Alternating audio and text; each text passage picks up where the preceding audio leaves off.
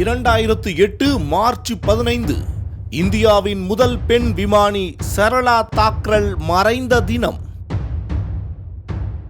இருசக்கர வாகனத்தை ஓட்டி செல்லும் பெண்களையே வியப்பாக பார்த்த காலம் ஒன்றுண்டு. ஆனால் தற்போது உலகில் மிக அதிகமான பெண் பைலட்டுகளை கொண்ட நாடு இந்தியாதான் என்பது மிகவும் வியப்புக்குரிய செய்தி. இந்த பெருமைக்கு விதை போட்ட பெண்தான் சரளா தாக்ரல். 1914ஆம் ஆண்டு ஆகஸ்ட் 8ஆம் தேதி அஜ்மீரில் பிறந்தார். 16 வயதிலேயே பி.டி. சர்மா என்பவருடன் திருமணம் நடைபெற்று அவர்கள் அப்போதைய பிரிக்கப்படாத ஒருங்கிணைந்த இந்தியாவில் லாகூரில் வாழ்ந்தனர். சரளாவின் கணவரான சர்மா ஏர்மெயில் பைலட் லைசன்ஸ் பெற்று கராச்சிக்கும் லாகூருக்கும் இடையில் பறந்த முதல் இந்தியர். அது மட்டுமின்றி அவரின் குடும்பத்தில் 9 பேர் விமானிகளாக இருந்தனர். இந்த பின்னணிதான் சரளாவும் பைலட்டாக உதவியது எனலாம்.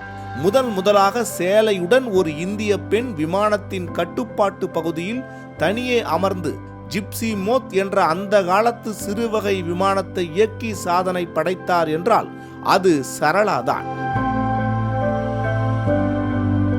இப்படிப்பட்ட சாதனைகளுக்கு சொந்தக்காரர் இந்தியாவின் முதல் பெண் விமானி சரளா தாக்ரல் மறைந்த தினம் வரலாற்றில் இன்று.